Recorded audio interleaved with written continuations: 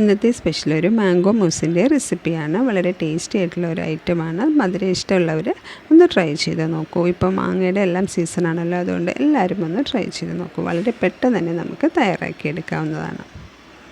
അതിന് വേണ്ടി നമുക്കൊരു മാങ്ങ എടുത്തിട്ടുണ്ട്. നന്നായിട്ട് പഴുത്ത ഒരു മാങ്ങയാണ് എടുത്തിട്ടുള്ളത്. അത്യാവശ്യം നല്ല മധുരമുള്ള മാങ്ങയാണ്. ഇത് നമുക്ക് ചെറുതായിട്ടൊന്ന് കട്ട് ചെയ്തെടുക്കാം. കട്ട് ചെയ്തെടുത്ത ശേഷം നമുക്ക് തോലെല്ലാം കളഞ്ഞ് അതൊരു മിക്സിയുടെ ജാറിലേക്ക് ഇട്ട് കൊടുക്കാം.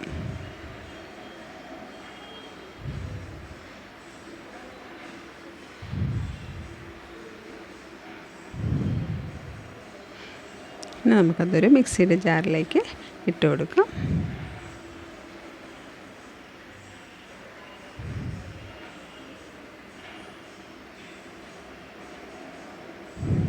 ഇനി നമുക്കിതിലേക്ക് കുറച്ച് പനീർ കൂടെ ചേർത്ത് കൊടുക്കണം. പനീർ നമുക്ക് വീട്ടിൽ സിമ്പിളായിട്ട് തന്നെ തയ്യാറാക്കിയെടുക്കാവുന്നതാണ്. കുറച്ച് പാൽ, വിനാഗിരിയോ നാരങ്ങ നീരോ ചേർത്തൊന്ന് പിരിച്ചെടുത്ത് അതിൻ്റെ വെള്ളമെല്ലാം വാർന്നു പോയാൽ നമ്മുടെ പനീർ റെഡി ആയിട്ടുണ്ട്.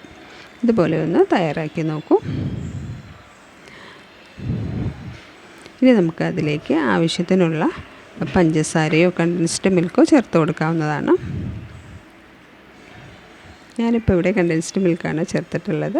ഇനി ഒരു 1/4 കപ്പ് പാലും കൂടെ ചേർത്ത് കൊടുക്കാം. എന്നിട്ട് നന്നായിട്ടൊന്ന് അടിച്ചെടുക്കണം. ഇനി നമുക്കതൊരു സെർവിങ് ബൗളിലേക്ക് ഒഴിച്ചു കൊടുക്കാം. ഇനി നമ്മൾ അതിൻ്റെ മുകളിൽ കുറച്ച് മാംഗോ പീസസ് കൂടെ ചേർത്ത് കൊടുക്കാം.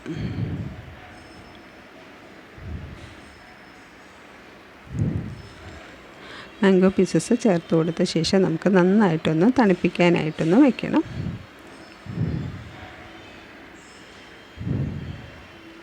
ഇനി നമുക്ക് ഫ്രിഡ്ജിലേക്ക് മാറ്റാം. ഒരു 3 to 4 hours നമുക്ക് ഫ്രിഡ്ജിൽ തണുക്കാനായിട്ട് മാറ്റി വയ്ക്കാം.